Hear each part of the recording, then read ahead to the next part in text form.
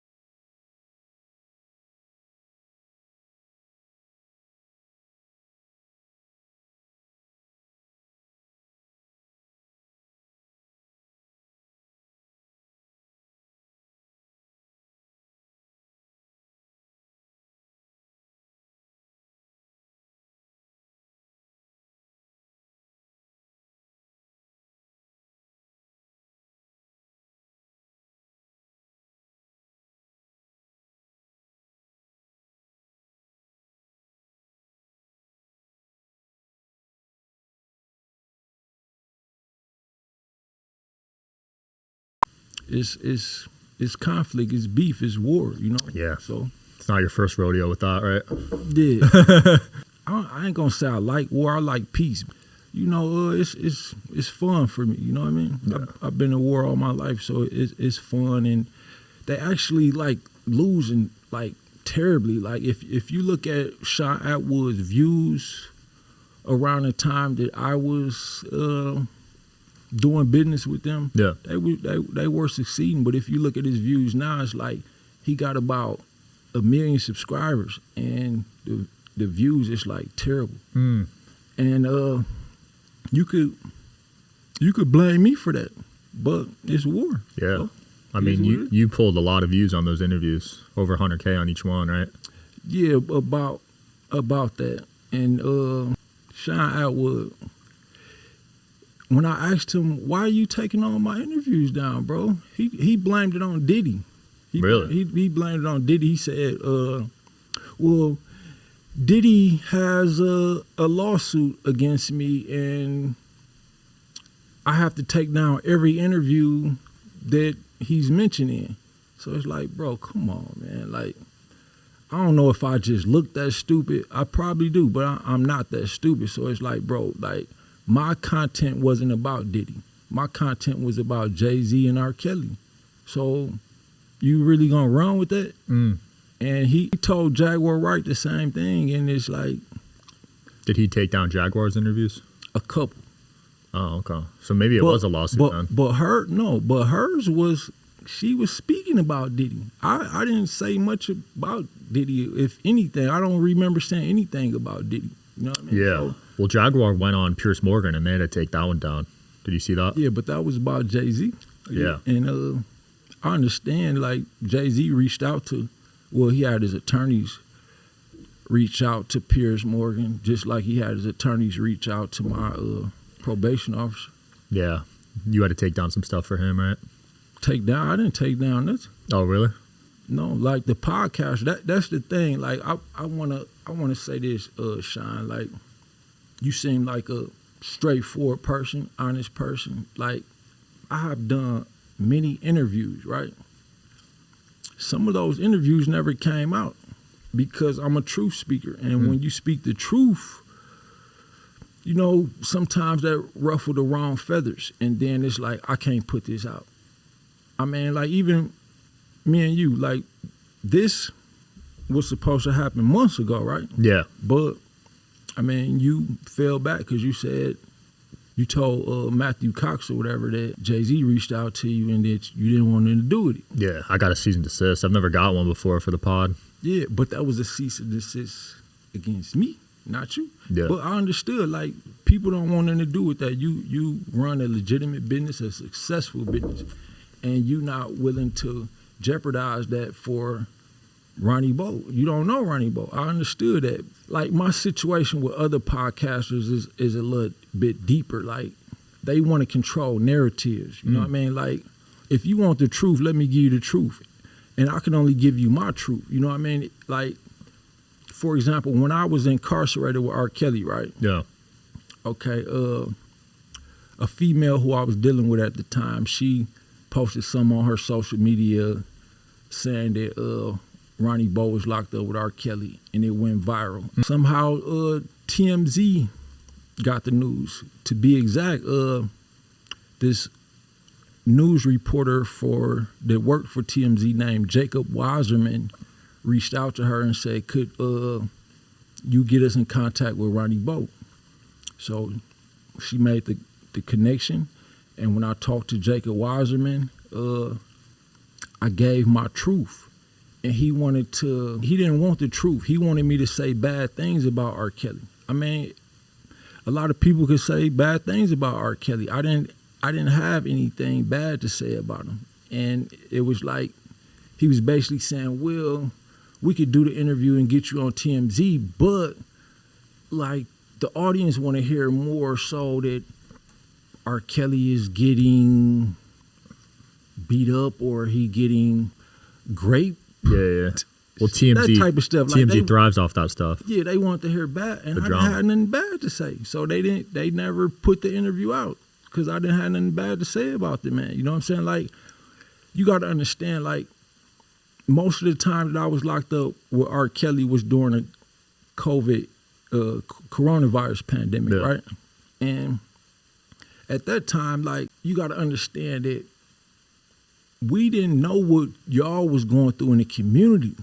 You know what I'm saying? So imagine what people was going through in prison. Like, if y'all thought the world was coming to an end, just imagine how we felt. You know what I mean? Like, it was days that they didn't feed us. Damn. You know what I mean? It was bad in there, bro. So, like, R. Kelly probably, when he was venting to me, he probably felt like these was his last words. Like, that's how we felt in there, all of us. And that caused inmates to bond with each other. You know what I'm saying? So, despite what anybody else think about R. Kelly, like, they don't know my experiences. They don't know that I was a book author 12 years before I met R. Kelly. And I guess you can say I was a conspiracy theorist because I didn't really have proof behind my theories, but meeting R. Kelly and speak with him, it's like he confirmed a lot of my theories. You know, I didn't care what the media, I didn't care about what people were saying in the Surviving R. Kelly documentaries. Like, I didn't care about none of that. You know what I mean? I wanted to hear his side of the story. I wanted to hear his perspective on things. And that was it. And I even wanted to write a book on his side of the story. You know, everybody else heard everybody else's side of the story. I'm locked up with you, bro. You know what I'm saying? I want to put your side of the story out. And that's what I took in, like, what he felt like the real problem was and why these documentaries came out. You know what I mean? And, you know, I got a lot of insight from R. Kelly being locked up with him. The media portrayed him in a terrible manner. I wonder how much of that was true.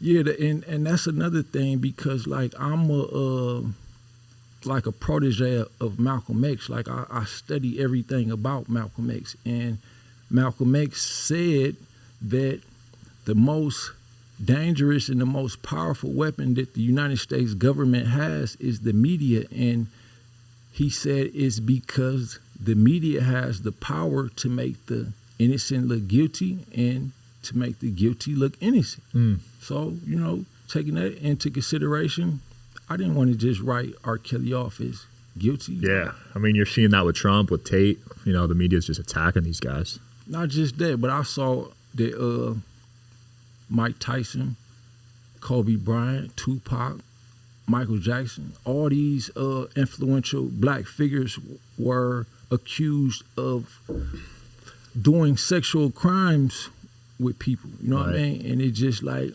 why? All of them? You know what I mean? Like, it just didn't sit right with me. So I didn't really feed into what the media was saying, you know, about R. Kelly. I want to hear his side of the story. Do you think there's any truth with these parties, like these elite parties? As far as who, like the Illuminati? Just like the Diddy stuff. Like, you hear these parties and these after parties. Oh, you're talking about, I thought you, but yeah, it's, of course.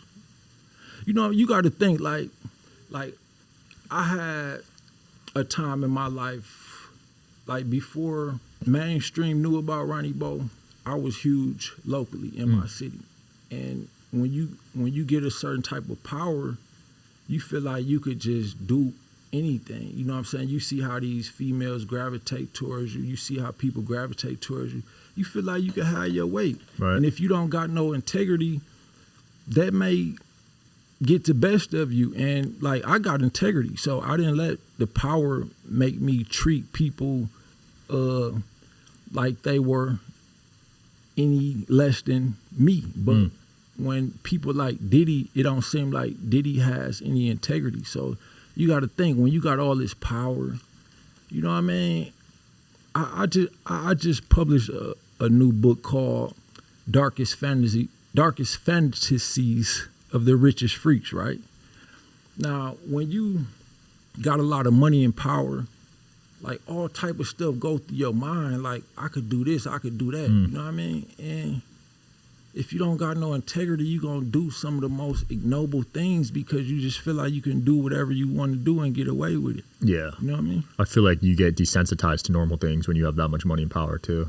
You got to keep finding crazier and crazier things to do. Absolutely. Yeah. Absolutely. Yeah. So you see these guys, and a lot of these rich guys start going to these freaky parties or whatever, right? Yeah. It's wild. Yeah. What's going on with Kanye, man? People think he's crazy, but you think he's actually crazy like that, or you think he's just marketing?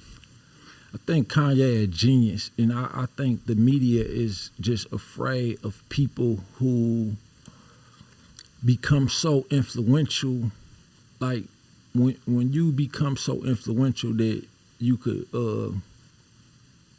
like impact the thoughts and actions of population, right? And you're not no politician or nothing like that, and they can't control you. Now, if they can control you, it's cool. You know what I mean? Like, okay, he got this influence, we can control him, so he gonna stay aligned with this agenda. But people like Kanye West, it's like you can't control people like Kanye West or people like me, like Ronnie Bo, like, you know what I mean? Like we not with all that, you know what I mean? So you gotta try to make people like that seem crazy so the population don't follow them. Right. You gotta think like, okay, they named Jay-Z a billionaire, right? Kanye West he was worth more billions than Jay-Z, but they couldn't control Kanye. So it's like if Kanye is this successful and Jay-Z is this successful, and we want people to follow Jay-Z, but Kanye is more successful. So they gonna gravitate towards him. They don't want that, bro. You know what I mean? They want the person that they can control. So even Kanye was explaining, like, I've been a billionaire before Jay-Z, but they didn't want to name me no billionaire because they didn't want people looking up to me. Yeah. They didn't want people to follow me. You know what I mean? Yeah, that's nuts. How many of these A-list celebrities you think are controlled in some way? The majority. And those who ain't, they eventually get in line. You know what I mean? Once you, like even with me, like I'm not as big as a Kanye West or a Jay-Z, but I'm becoming very influential. And they starting to see that I'm the type of person that can't be controlled. You know what I mean? So I get death threats, and it's been attempts. Damn. Like recently. Holy crap. My good friend is actually in the studio with us, and people would think I'm exaggerating, but she's aware because when the incident happened, I told her about the attempt. I mean, on my life, and people would think you lying or exaggerating, but this stuff really go on, bro. Like when you become influential, like, and they can't control you. They either it's either incarcerate or assassinate. Damn. You know what I mean? That's scary, dude. Yeah. Makes you really wonder, like, what people sacrifice to get where they're at, right? For sure. Like, you see all these people that people idolize, they look up to, and you're like, wow, how did they get there? You know? Yeah. They had to conform in some way. Yeah. Because being independent in the music industry, it's really hard to make it, right? Yeah. I don't know many artists that have really blown up being independent. Not many, and I'm independent, and I'm gonna stay independent. And see, like people like me, like I really study people like Dr. King and Malcolm X, and I look at their core message.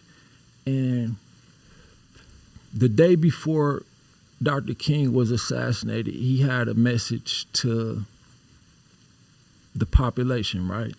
And he was telling people, we need to withdraw economically from the establishments that are funding these movements that are against us. For example, like people see these glasses right here, right? They automatically think they Cartiers, right? Now, this is actually a Milwaukee brand called Diamantes, right? And the owners, one of the owners, that is Eric, he gave me these glasses, right? Yeah. And he gave me these glasses because I've been wearing Cartiers all my life. I'm one of the pioneers of wearing Cartiers, you know what I mean? Like a lot of the rappers these days, they brag about wearing Cartiers, but you know, Cartier is a $1 billion brand, but they don't contribute nothing to my community, my culture. You know what I mean? However, Diamante created a better brand, a better quality, you know, eyewear, you know what I mean? And they willing to sponsor me. They willing to help me. So why would I continue to wear Cartier, you know, just because they cute or whatever, you know? I look just as cute in Diamantes. Yeah. And they actually a better brand. And they willing to bag my movement, you know what I mean? And Dr. King was saying like companies like Pepsi, Coca-Cola, all these other like billion dollar corporations, you know, a lot of people in the hip hop culture, the black culture, whatever you want to consider it, they wear Gucci, Louis Vuitton, and they brag about wearing these brands, you know what I mean? Yeah. But these brands don't donate, contribute nothing to our community, you know what I mean? 100%. You know, and we have to withdraw from that and either build our own brands or support the brands that support us. You know what I mean? Yeah, a lot of these designer brands are getting exposed right now on social media because they make the bags for like $20 and then they sell the Gucci bag or whatever for thousands. It's crazy. Their margins are insane. They're ripping people off. I mean, it's great marketing. You got to give them that. Yeah. Like if you look at most of my interviews, this right here, this is my brand. You know what I mean? Because and I do this because I understand branding. Like I could get on here and wear Gucci or Louis Vuitton, but why? You know what I mean? Like to impress who? You know what I mean? Like I'm trying to build something myself for, you know, I'm trying to establish generational wealth for myself, my people, my culture, my community. You know what I mean? And if I support Louis Vuitton, Gucci, and all that, like, where's the money going? I'm spending all this money buying y'all brand to impress who? You know what I mean? And that money is not going back into our community. And people need to understand the significance of that, bro. You know what I mean? When I was younger, I used to think that way. I used to buy stuff, watches and stuff. But as I've gotten older, it matters less to me, material objects. I'd rather wear a digital social hour hoodie. You know what I mean? I love it, bro. Because Appreciate that. I'm cool with you. You know what I mean? Yes, I'll be representing a brand that I'm associated with. You know what I mean? Love it. Amazon took down one of your books, huh? What happened with that? Well, it's back up, but the book, Challenging the Illuminati, is the one that you're referring to, right? Yeah. And it's a lot of information in that book that they don't want the population, they don't want the public to know about. Like a lot of the hidden messages from people, again, like Malcolm X, Dr. King, people like that. People again, they forget the core messages that these people was assassinated for. So I put a lot of that information in that book. And of course, they assassinated people for this information. So to see that Ronnie Bo coming from out of nowhere and like delineating this information in a way that people can understand, it's like this book is a threat. You know what I mean? And they took it down, but I pushed to get it back up. And last time I checked, which was yesterday, it's back on Amazon. Oh, okay. Yeah. Wow. Did they give you a reason when they took it down, or just no reason at all? No, they didn't even respond. I just noticed that it was back up. And see, the thing about the book, like I don't write these books for money. And a prime example of that is like the interview I did with Matthew Cox. Again, shout out to Matthew Cox, because he is the reason why I'm here with you today. Yeah, shout out to Matt. Yeah. Crazy story. He's got a crazy story. Yeah, that's my dude, man. I got a lot of love and respect for Matt.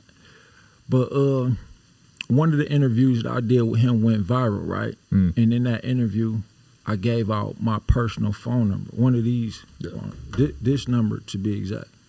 Matter of fact, I'm this number ring too much. It's on D&D right now. From that interview, it still get too many calls, too many texts I can't keep up with. So for now, I'm going to give out this number.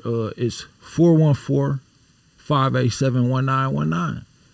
And those who call that number, I just published a new book, and I'm going to give everybody that book for free if they share this interview, if they subscribe to Digital Social Hour, if they like it, you know what I mean? Any of that, any engagement, you know what I mean? Screenshot it to me, show me, you know, I'm going to give it to y'all for free, you know what I mean? And that's what I did on Matthew Cox Show. I just want people to have the knowledge, bro. You know what I mean? Like, if they contribute and give back, thank you. They keep me from going back to the streets. You know, I sold drugs all my life, and I've been locked up all my life for selling drugs. I do not want to go back to that. So if they buy the books, thank God that somebody, you know what I'm saying, buying my books and keeping me out the streets. But it's not about that. I want people to have the knowledge, you know what I mean? Because, like, money can go so far. But if I die today, and let's say I got $10 million put up, like, I can't control what happened with that money. But with this knowledge that I'm putting out, it's going to inspire people, it's going to enlighten people, and it's going to guide people to be able to do what I'm doing, or what Malcolm X did, what Dr. King did, you know, Fred Hampton, people like that, you know. Damn, that's powerful, man. That's cool. Yeah, I know you told your kids you're not going to go back to the streets anymore. I saw another interview you did. No, I can't, and I promise her. I love that. I promise my mom. Was that after your last time in prison? You said that? I can't do that to them no more, because, you know, when you take those risks, bro, you know, sometimes you feel like it's necessary and you got to, but when the consequences catch up with you, it's not about you. You're not just hurting yourself. You know what I'm saying? You leaving, if you got kids, you leaving your kids out there without a father. You know what I'm saying? And that puts them in the position to go through the same thing you went through. And I'm trying to end that cycle. You know what I mean? So, yeah. Damn. How long were you with R. Kelly in prison? Well, I went to MCC Chicago. I turned myself in June 23rd, 2019. He ended up getting indicted like July or August. It was a month or two later, right? Yeah. And so we both got indicted in the Northern District, Illinois, which is Chicago. So, you know, when you get indicted, when you catch a Fed case out there, you know, everybody goes to MCC Chicago. You know, the people who go anywhere else is the people who get ran out of there, or, you know, stuff like that. But for the most part, you go to MCC Chicago. So that's just where we both ended up at. He got a lot of time, right? I don't know the exact years he got. Yeah, but I think he got 30 in the New York indictment, and he got like another 30 in the Chicago one. Holy crap. And they stack those? Yeah. Jeez. Unfortunately. But I know people probably looking at me like, why is this dude saying unfortunately? Because R. Kelly supposed to deserve that, but I don't know if he deserved that. You know, I don't know if he did that. Maybe dude is a creep, but that's not the R. Kelly I met, so I can't speak from that point of view. I mean, you spent a lot of time with him, so people that are talking online didn't meet him face to face and spend years with him, right? No, and then, like, I'm a good judge of character, you know what I mean? Like, you could, like, God just gave me this gift. Like, I could see a person, know him for 5 minutes and just know this person is full of crap, or this person seemed like a real person, you know what I mean? Like, yeah. And R. Kelly actually seemed like a real person, bro. And looking at his past, like, he didn't have the best upbringing. So even if he is a terrible person, like, I mean, I can't justify that by his upbringing, but everybody don't get through that type of mud and come out with no stains on them. Right. You know what I mean? So I think he all right dude, you know what I mean? And I think just like look at recently, bro, are you familiar with what just happened? Or do you know Angie Stone? No.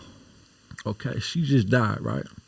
And before she died, she was speaking out about how Universal Records, the music industry, owes her a lot of money. You know what I mean?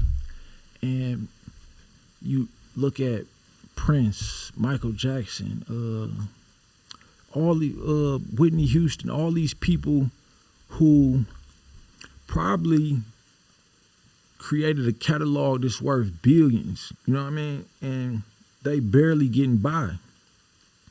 Eventually, you know, you look at your circumstances and you can't take care of your loved ones, and it's like, wow, I'm supposed to be worth billions. Like, where's all my money? And then you get to the point you want to stand up and try to fight for your money. And it's like, why, when they stand up, why, when R. Kelly wanted his money, why was he indicted? You know what I mean? Why, when Angie Stone tried to fight for her money, she died? Why, when Whitney Houston wanted her money, she died? Why, when Prince started talking about this stuff, you know, he died? You know what I mean? Like, eventually people got to start reading between those lines and see that it's something going on behind the scenes. That's a lot of coincidences you just named, right? Yeah, and the coincidences eventually add up to a conspiracy, you know what I mean? Right. And yeah. And a lot of those are coming out to be true these days. Conspiracies. Used to be crazy for even saying that word 10, 15 years ago. Yeah. Yeah, but now, follow the money, right? Money don't lie. You follow the money trail, you find out what's going on. Yeah. Yeah. You gotta think, bro, R. Kelly catalog was worth $1.2 billion. Damn, not much. And a person that big, you know, he performed at the Olympics. He wrote for Michael Jackson. He had some of the biggest hits, I Believe I Can Fly. And, you know, we can name many others. Like, this dude basically had to go on tour just to take care of himself and his people. Damn. You know what I mean? When he should have been sitting on $1.2 billion.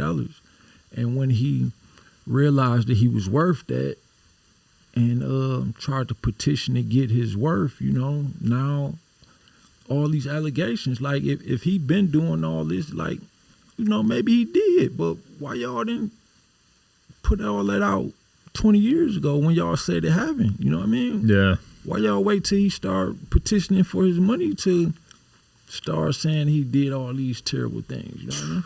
He must have signed a bad deal, huh? Record deal. Yeah, he did. And R. Kelly, not to talk down on him, but he not the wisest guy, you know.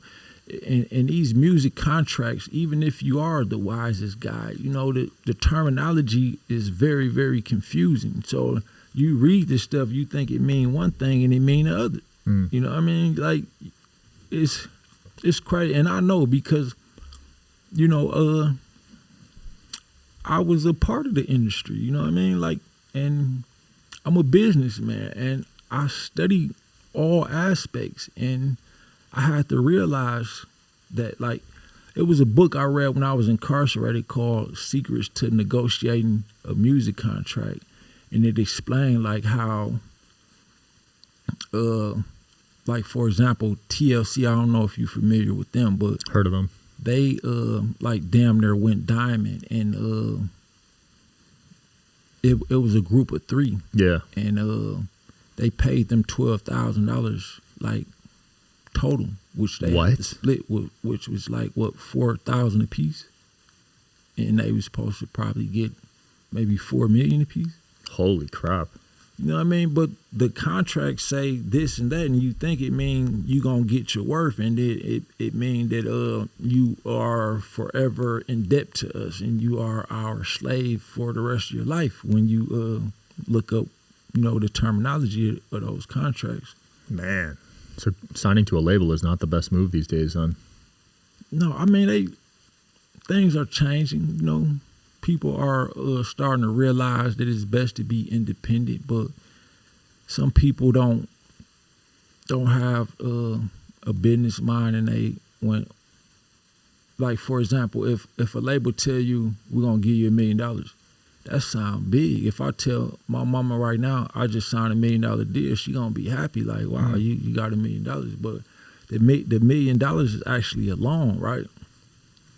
it's a loan, and then how they work the $1 million is like, okay, we gave this $1 million loan.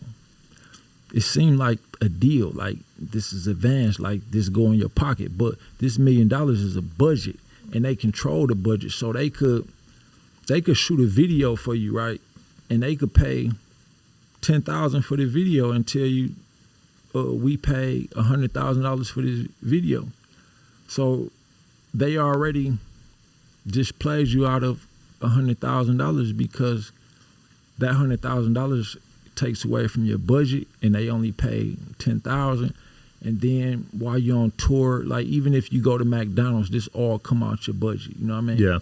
And so at the end of the day, they basically say, okay, we spent this $1 million on you when they probably only spent $50,000. They inflate everything. Yeah. And then you owe $1 million for what only costs $50,000. Damn. And then you got to pay that $1 million back. And then like your income is like cents on the dollar. Like for let's say for each record you get $10, right?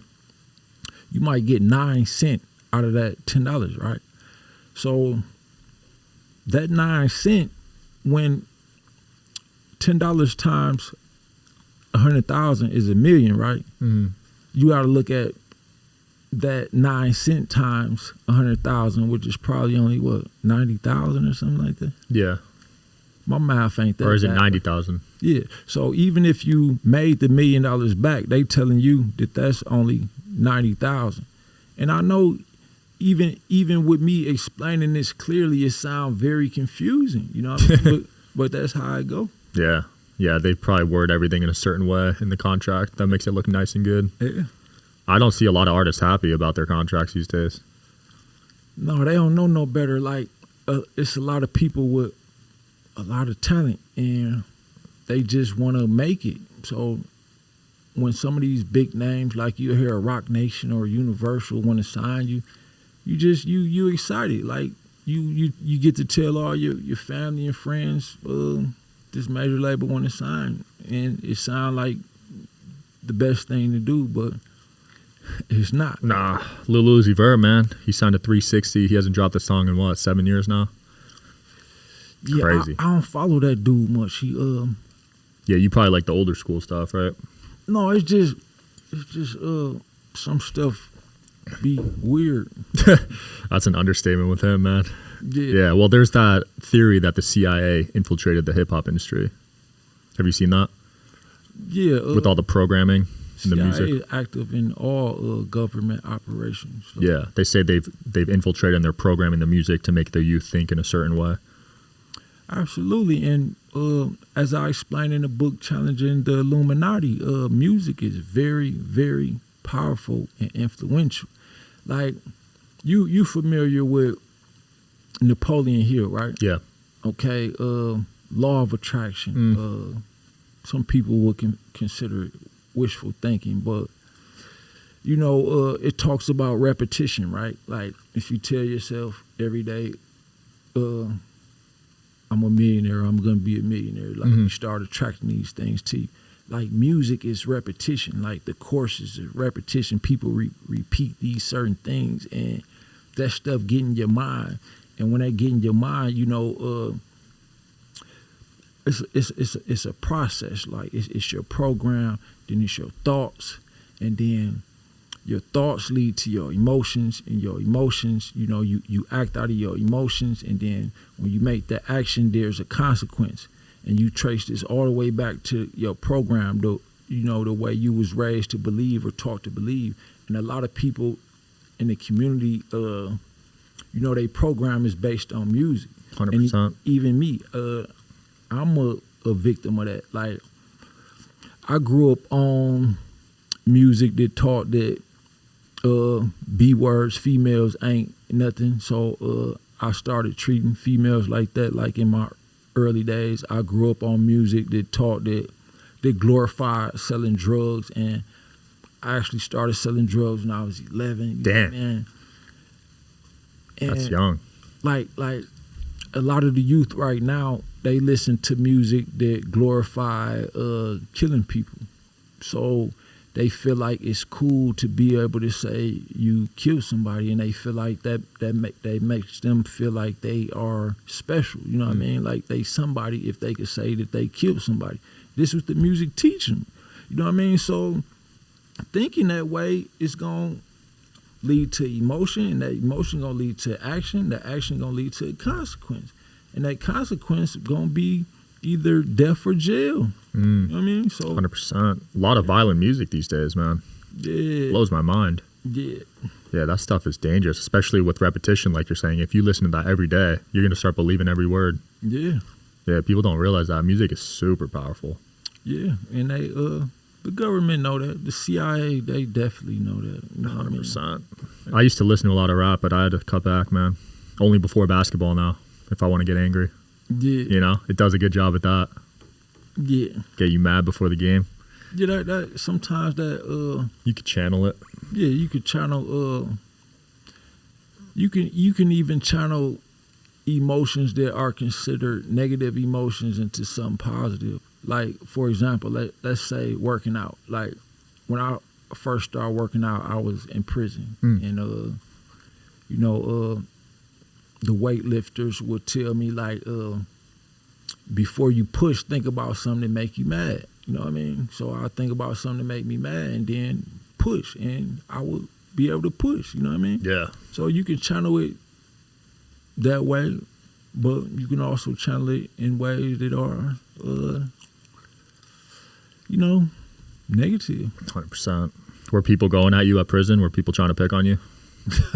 No, I never really had that problem. Really? You didn't get in any fights or anything? Yeah, but that's why I never had that problem, because, like, when I first started going to prison, I was young, bro. You know what I mean? And it was a lot of frustration and pain and anger built up. So anything, like my first fight, right? We all sitting at the table eating, and this one dude was just smacking. You know what I'm saying? Sometimes that irritates you. So I tell him, like, bro, stop smacking like that, bro. You know what I'm saying? Like, you can eat with your mouth closed. You know what I'm saying? Yeah. Then he started doing it on purpose. So I got mad, and I can't cuss, right? No, you can. So I beat his ass, right? I was mad though, right?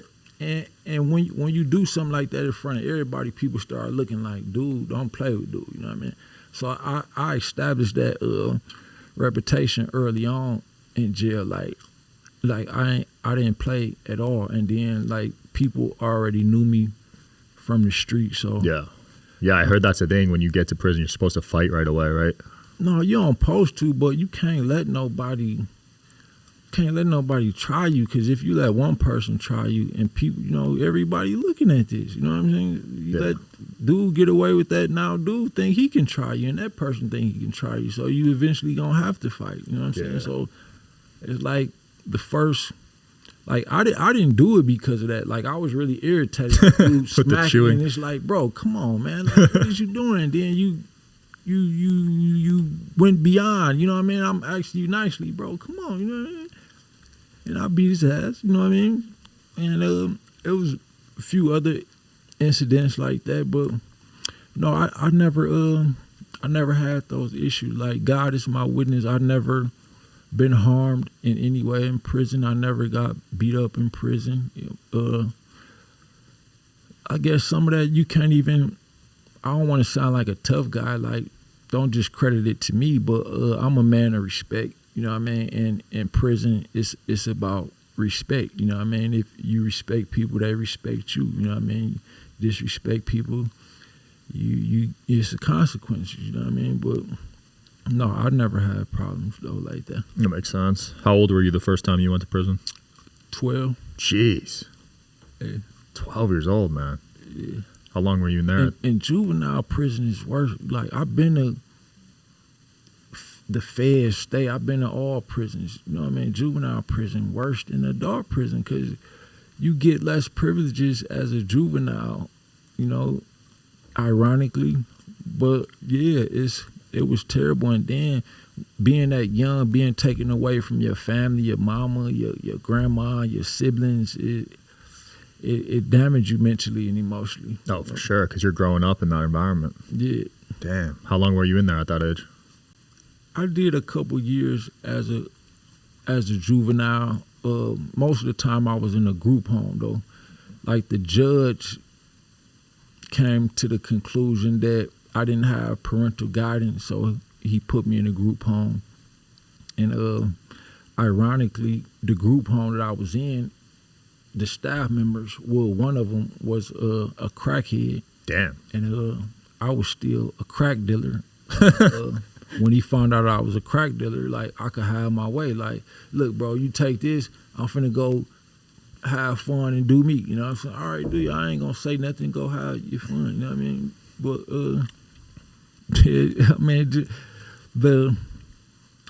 I mean, my culture pretty screwed up.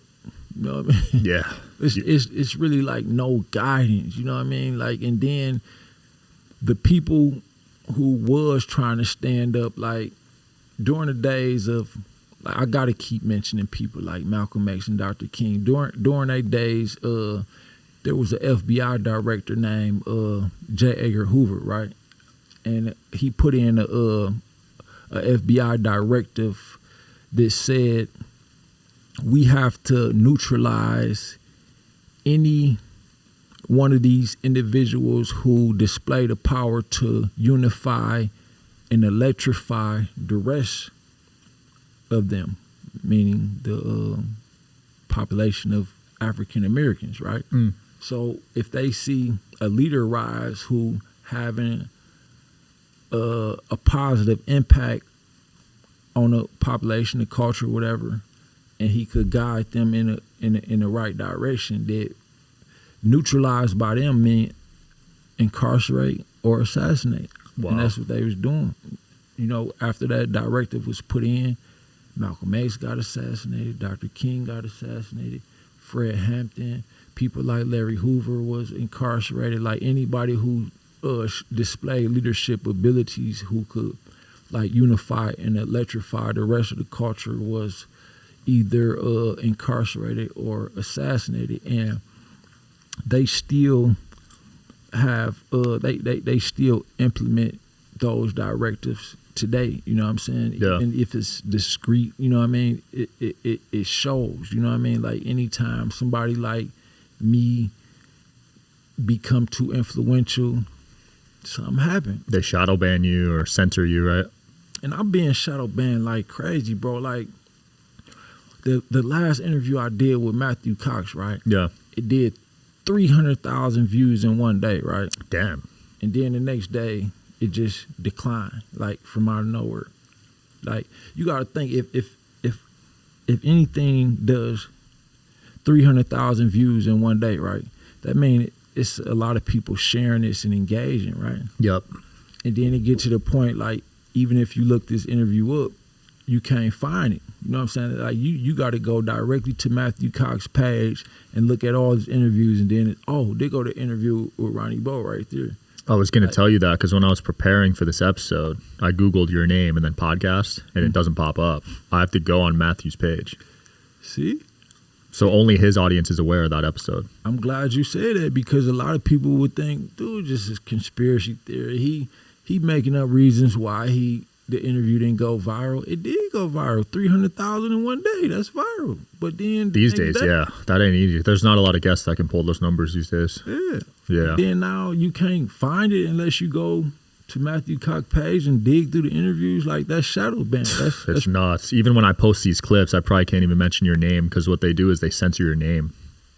And some of them even censor with AI your face. I don't know if you're at that level yet, but if they see your face on a video, they'll censor the views. Bro, I'm so glad that you spoke on that, because I've been trying to tell people that, and they act like it's just you just making up stuff. But no, I notice the stuff, man. Like, I'm in it too. I've been shadow banned myself when I have on certain guests. Like, if you look at the interviews that went viral with Matthew Cox, he didn't put my name in the subject title, right? Like, I'm gonna advise you, don't put Ronnie Bo please don't put Ronnie Bo in the title because it's not gonna go too far. They probably got automation set up, so as soon as they see that on a video, Shadowbanned on that one. Absolutely. Crazy, man. That's just because you're exposing the truth. That's scary. Absolutely. Yeah, that's tough, man. When did that start happening? I initially went viral in early 2023, and I went viral on a podcast that only had 800 subscribers. Not 800,000 subscribers. 800, you know what I mean? And it did like 500,000 in a very, very short time. And then I guess when they saw that this dude, Ronnie Bo, has a lot of intellectual books out that can influence the population to uprise or whatever, you know what I mean? It's like, we can't have that, you know what I mean? Anything you put Ronnie Bo in on YouTube is gonna get shadow banned. And then, not only that, like, I had a lot of followers on Instagram, Facebook, and stuff like that. Mm-hmm. When I first went viral, bro, the next day, like, my right-handed guy, all my pages got taken away the same day. Damn. So later, I built a following on Facebook and all that again. And recently, this was just like a couple months ago, my pages got taken away again. Jeez. And that's the real reason why I started giving out my personal number, because it's like, okay, I'm having an impact. People trying to follow me. You know what I mean? Like, what else I'm going to do? Like I got to give out my number again. We'll link it in the video too. 414-587-1919. Call me. Like, but another thing about that, like, if you're not a real person, don't call me. Please don't call me. Like, don't waste my time, because, like, it's this one dude. It's two dudes. One of them is like a LGBTQ, and I don't got nothing against the LGBTQ community, but they don't like people like me. You know what I mean? Like, I stand on my manhood. And then the other dude, like, he had a history of funneling with kids, right? Yeah. These two dudes start creating videos to bash me, right? Saying bad things about me. So a lot of the people that was calling me started turning against me. Damn. Like, and that's good. I want those type of people to turn against me, because if I have a movement and y'all will go against me for something that the lowest of life would say about me, like people who playing with kids could say something bad about a stand-up guy like me, and y'all turn against me. I don't want that type of support.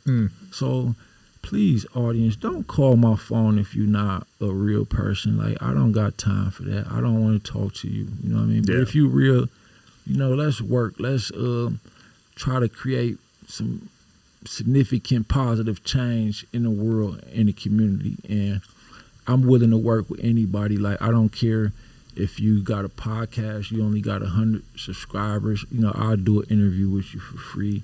I'm giving my books out for free. Like, bro, when I gave out my number, I was getting 1,000 to 1,500 calls and texts per day, right? Holy crap. And, like, I'm one person. Like, I got one phone. So I was trying to, everybody's calling about the free ebook. I'm trying to send everybody the free ebook. Like, some people, if they don't get the ebook in 10 minutes, they cussing me out. You're a scammer. And it's like, You could automate that, by the way. how? I'll teach you. Yeah, you could set up a number where as soon as someone texts it sends them the ebook, so you don't have to manually do it. Man, thank God I met you, because I don't want people to go against me because of, like, if you go against me and it's for a valid reason, cool, I can accept that. But don't go against me because it's 1,000 people calling me and texting me, and by the time I look at your text, it's so far down the list. Yeah, I used to have that issue because I host networking events. Yeah. And at first only 20 people came, but now I have over 1,000 at each one. Yeah. But I used to manually text every attendee. And then it got to the point where it was taking 8 hours a day to text everyone. Yeah. So I had to set that shit up, man. It'll be a game changer for you. But the calls you'll still have to do on your own. Phone calls. You're going to be my best friend. Yeah, I'll teach you the business stuff, man. Yeah, as long as you provide value, that's the hard part. People can't provide value, so then they can't monetize. But it sounds like you've been through a lot and you can teach people. absolutely. You know, And that's what I'm here for. Like I'm a man of God for real, bro. Like I stand on this. Like that lady over there, she a very important, powerful, beautiful person. And she was one of the people who called the number. wow. She didn't get a response from me for like a month. Damn. You know what I mean? Like, people gotta understand, like, if I didn't respond to her, it's not that I'm ignoring people. Like, if I'd have knew this person was reaching out to me, I'd have been, text back or call. But it's so many people, like, I can't keep up with everybody. You know what I mean? But like, I don't know. I got a good heart. I try to show love to everybody. People just got to be more understanding. Like, I'm really one person, and people still, from that Matthew Cox interview, they still to this day, bro. Like, they just watched it and they calling or texting like it just came out. Yeah. Like, where the free ebook at? Crazy. Like, That's how I found out about you, that interview. yeah. Yeah, that one blew up, man. Yeah. We got to get you on X. That's the free speech platform, Twitter. Yeah. Are you on there yet? No, Yeah, let's get you on there, man. Because you could say whatever you want on there. You won't get banned or censored. Can I say wherever on Digital Social Hour? Yeah. Yeah. Yeah. But I got a lot to say. But, Keep it up, bro. I know you brought some notes. We'll edit this part out, so say whatever. no, one thing I want to speak about though is the rituals, right? Music industry. And there's also rituals like in the streets, right? Like, they have informants, they have people who work for the government to set up other drug dealers. Yeah. And they got to do rituals. Like, if you ain't set up nobody in a year, then it's like, bro, what is you doing? You work for us. You know what That's I mean? crazy. In the music industry, like, sometimes people really have to sacrifice a loved one. And then if you do it once, you think you good. And then they want to establish that trust again and make sure you still align with the agenda. So they come back to you and say, well, you sacrificed your mom, now we want your son or your daughter. And then it's like, whoa. Damn. You know what I mean? Like, I already sacrificed my mama, you know what I mean? Now I got to, it really go on, bro. It really go on. And even in prison, I got to really humble myself to admit this, because a lot of people won't admit this, right?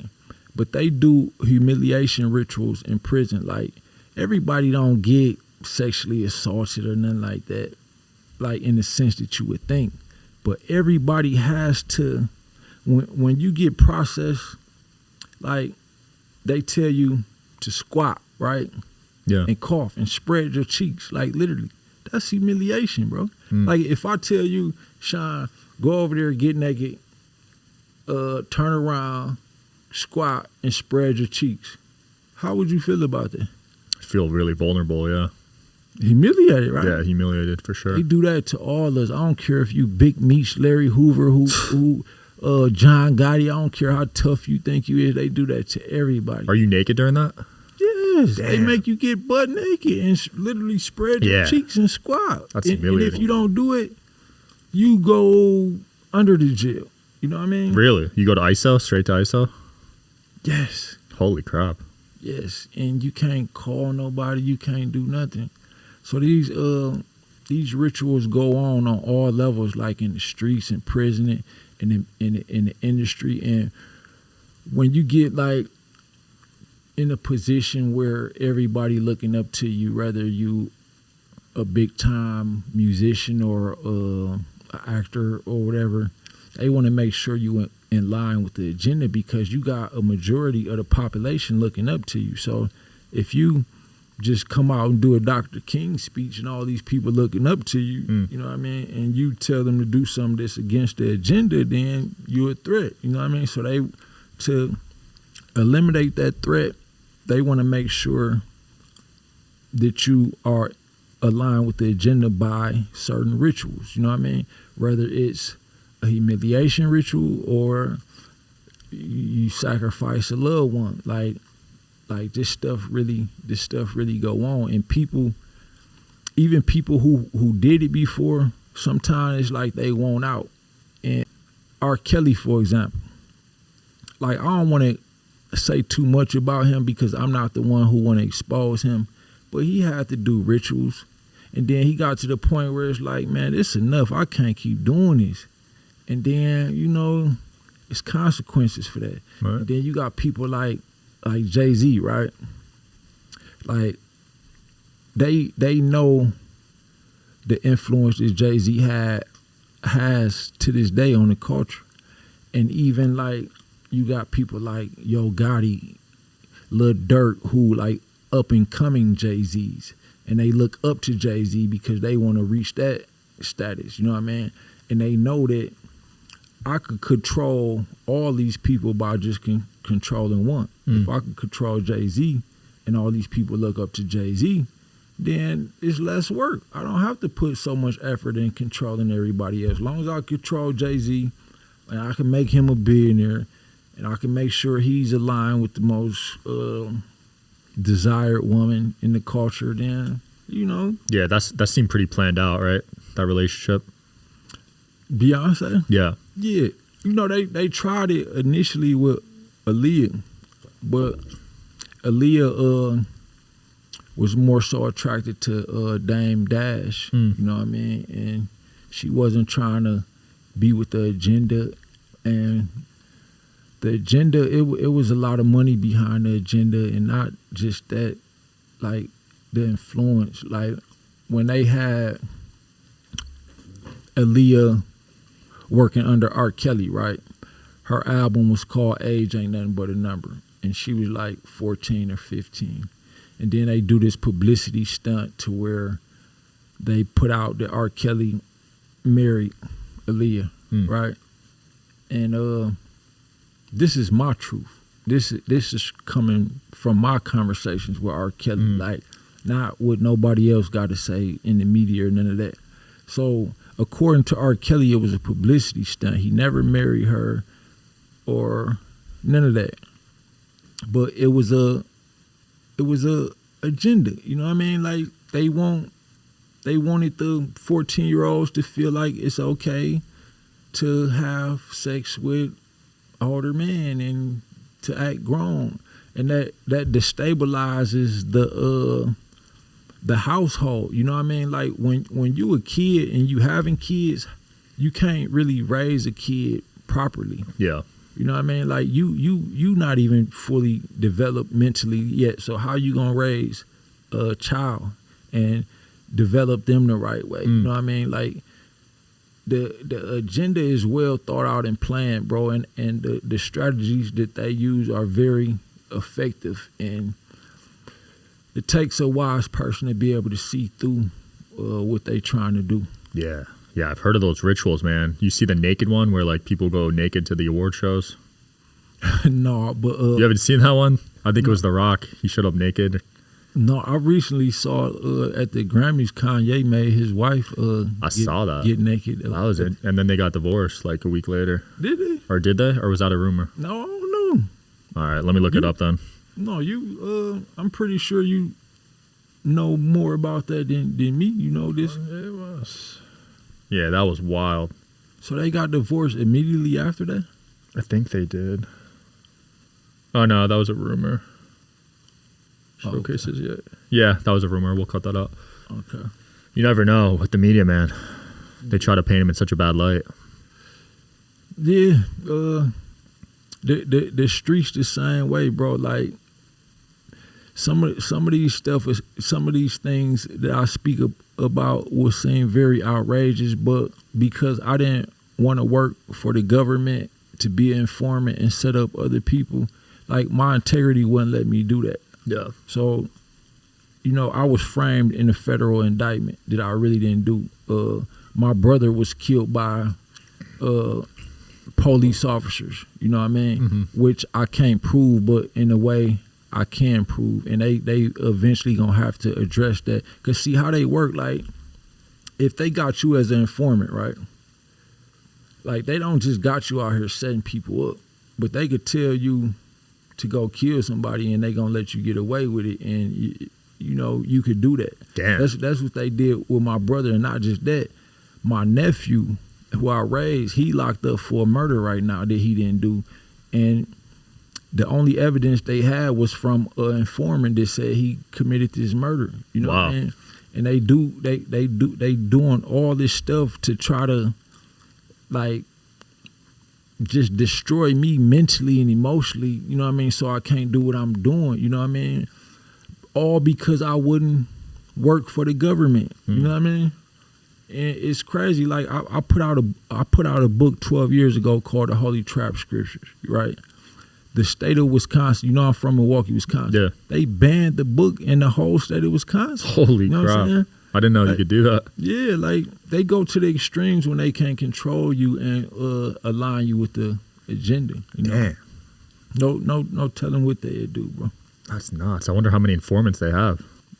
You think it's a lot? That's another reason why I won't go back to selling drugs, because the majority of these dudes out here is either informants, or if they get in a real tough situation, they will become informants. Oh yeah, especially at the level you were at. Yeah, you know? They don't have integrity, bro. They not strong mentally. If they tell you, look, if you don't tell on Ronnie Bo, you're going to get life or stuff like that, you never going to see your girlfriend again. These dudes can't handle that mentally or emotionally, and they going to fold, you know what I mean? Like, it's only a few of us who not going to fold. Yeah. Is that how they got you, informants? Yeah, like people close to me. Damn, man. That's messed up. Yeah, people real close to me, and the informants even lied. And I even, if you look at my case in the Eastern District of Wisconsin, you can look it up on CCAP, case number 17 CV 1192, right? I sued the DEA before they indicted me. Really? And this DEA agent was discovered as a racist, and he was discovered as somebody who had framed other people in cases, not just me. You know what I mean? And my indictment was like malicious prosecution. Like, you indict me because I sued you and because I won't work for you. You know what I mean? And now I'm caught up in all this, my freedom gone. For a minute I was on the run, couldn't go see my son when I wanted to see him. Now I'm locked up, my son hurt because his dad ain't around. I really didn't commit this crime, you know what I mean? And y'all did this because I wouldn't work for y'all. And they go to the extreme, bro. And that's just the street. So the music industry, you know, music is a lot more influential. So just imagine what they do in that industry. I mean, you're starting to see it. Justin Bieber's looking crazy these days, right? He looks like he's mentally distraught over something. Yeah, and it's probably because of what everybody know he did with Diddy, and that, you know, he was a young man. Like, man, Lord have mercy on that young man's mind and his heart, because like, he was taken advantage of, bro. And they use people like Diddy and let them do anything to anybody until you fall out of line and start thinking you bigger than the people who put you in position. Like, Diddy did some bad things to not just Justin Bieber, not just Usher, but a lot of people. And he shot a lady in the face who I see as my sister. But even with that, back to the Sean Atwood thing, right? Most of my interviews, he wanted me to talk bad about R. Kelly, Jay-Z, Diddy, right? Yeah. And okay, yeah, I had some bad things to say about Jay-Z. Even Diddy, I didn't speak because I don't know much about Diddy, you know what I mean? But it's like you want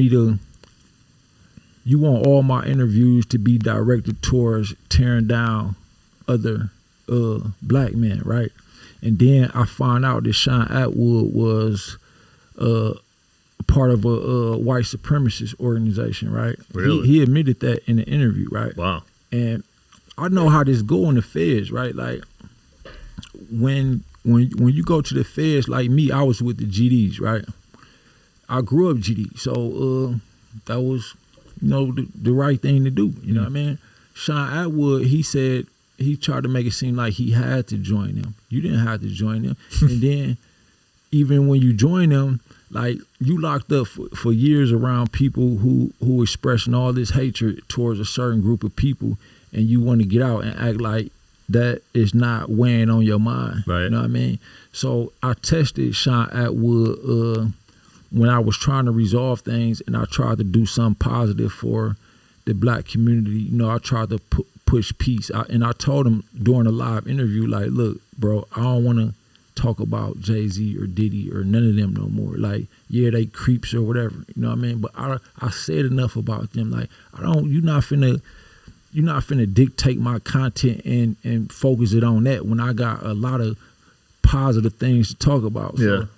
So let's talk about some positive things, you know what I'm saying, that we could do in the black community, and they won with that, you know what I mean? So well, from his point of view, he probably gets way less views, Yeah, and Sean Atwood, he's suffering right now. You gotta look at his views lately. Yeah, you seem to hold a grudge on people you don't mess with. No, it's not just that, but they tried to belittle me, and I treat everybody with respect. I don't care how great, big, or none of that. Like, I'm going to treat everybody. I'm going to treat the person you consider the bum on the street begging for change with the same love and respect that I treat Donald Trump. You know what I mean? And that's just me. You know what I mean? But when I see a person trying to belittle me, when I know the integrity and the love I got in my heart, then I got to make an example and stand up for the little guys and show that you're not going to be able to treat everybody that you see as a little guy like a little guy, because now it's like, I got them by the balls, you know what I mean? Like, this channel that you worked so long to establish is in jeopardy. Damn. And at any minute, like, I got an email list of like 10,000 people, right? If I email all them people and say, report Sean Atwood channel, his channel would be taken down instantly within days, you know what I mean? Yeah. But I ain't gonna do that yet, man. You know what I mean? Yet. No, I ain't gonna do that yet, man. If he come correct and he realized that, that he got himself in a situation with a person he underestimated, and he humble himself and come correct, then I'll let him keep his channel. I might have to set up that boxing pay-per-view, man. You and him. Did you see the text message I sent him when I said apologize? No, I didn't see that. What you told him to apologize to you? I sent it to you. So apologies mean a lot to you. Yeah, go to your WhatsApp, because that phone did. It's probably in one of them that's not sure. Yeah, it's probably older, but you told him to apologize though? We could say that for another time, but he instantly went on his page and apologized and said, "I'm sorry, Ronnie Bo." Like, but if you rewind that to how arrogant they was and how they was trying to belittle me, you would see that it was something that happened in between that made them realize, like, let's stop playing with this dude. He probably not as small as we would like to believe. Yeah. You know what I mean? But shout out to Sean Atwood, man. Just get it together, bro, and I'll let you keep your page. I got to cheer for my fellow Sean. We share the same name, man. No, yours spelled better. Let's go. SEAN. That's the superior way to spell it. You got a way better soul, way better personality, man. Sean Atwood. He still, he was with those white supremacists so long. He still think that way. You can't be a part of an organization for years and then get out and not think. Yeah, that just doesn't leave you overnight, right? Nah. Yeah, makes sense, man. Anything else you got? Well, yeah, I got You got a book coming out soon? I got a lot of books out. They gotta just look up Ronnie Bo. But I wanna. My dear sister Jagi Wright, been saying I owe her an apology, right? And she was supposed to come here. Did she respond? What she said? Tomorrow. We could do a part 2 tomorrow. I'm gonna let you have that tomorrow. I'm probably gonna be back in Milwaukee, but she was supposed to be here today. But my dear sister, one, I want to congratulate her for the award that she won, the Freedom Award that she got at Mar-a-Lago. You know, I didn't know that. Congrats. Yeah, congratulations to her for that. But she said I owe her an apology, and I really didn't think that I owe her an apology. But since she stated it publicly, I'm gonna address it publicly. But I'm gonna say, Jag, I love you. This conflict ain't for us. It's not for us, you know. And with the influence that you have, and then I think that it's best for us to like collaborate. Like, you are a very talented woman outside of the public speaking, and I'm a very talented guy. And I think we should collaborate on the album. And if we do that, we can go on tour, and during the tour, while we performing our music, we could do our public speaking and spread positive messages, you know, to the community, if not just nationally, but probably internationally. You know what I mean? Because we both got fans in London. I don't know if you saw some of the messages I sent you, but I had people from the UK, London, calling the police saying make sure Ronnie Bo is protected, you know, provide him with police escort services, you know, as I suggested, you know, because I get real attempts, assassination attempts on my life. You know, it's no telling, but Jack, I'm not finna do this with you. I love you, sis, and I think you should really consider this proposition. I love that, man. Yeah, and I hope she said, damn, make sure I'm probably gonna leave, but I'm gonna make sure. Oh, she moved her flight back. That's a good girlfriend, man. We'll do a part 2 tomorrow with her. Yeah, that. I hope she accepts your apology, man. I don't know what the beef is, but sounds like you really value her relationship. No, I'm not apologizing though. I love Jack, but I don't know what to apologize about. Yeah. You know what I mean? I'm just saying. So like, she's mad at you right now? It seemed, I don't know. She said publicly, and Jag got both. She got 2 of my numbers, right? Yeah. So she could have just called or text and said, "You owe me an apology." But being that she said it publicly, then I have to address it publicly. Maybe she got asked on the spot about you and she didn't know how to respond, you know? Yeah. Who knows? But it sounds like you two go back and you got a really tight relationship. Yeah. It's cool, dude. Anything else you want to close off with? We'll do another part tomorrow. Let's try here. Hit it? He's ready, so shit, I'm going to hit it. You know the lyrics? I haven't memorized them all. Now, Bo, you know you all fake. Don't Yeah, fuck we'll this throw it on the shit video. up this time. Yeah. I'm tired of seeing you going back and forth, Jim. You are too intelligent for that. And the next time you go, your ass gonna stay there. But don't call me. Put money on no books. I was in that courtroom alone, so fed off for food and clothes. Back in the studio, doing songs, fuck my ex, I'm moving on. At the streets, who they rooting for? Nigga, you a bow. I was homeless, had no house key. South Carolina, babe, don't doubt me. Can I sleep on your couch, please, for about a week while I waste G's just taking these stocks out to eat? Framed by the feds, nobody believe me. I'm Ronnie Bo, I'm Milwaukee's Yeezy. Yeah, I'm the one that got R. Kelly off PC. Had to fall back from the GDs with TP. Still plug, obviously, in my him, possibly. Or else would Jay-Z wanna kill me a thousand? Jaguar Rice say I owe her apology. If I'm your brother, why you let him make me out of mockery? Yeah. Okay, perfect. All right, guys, we'll check out Ronnie's socials below, and we'll link his Amazon if you want to check out his books and your phone number. Thanks for coming on, and we'll do a part 2 tomorrow, man. Yeah, put the link in the description. All the links in the description, bro. We'll do. All right, guys, check him out.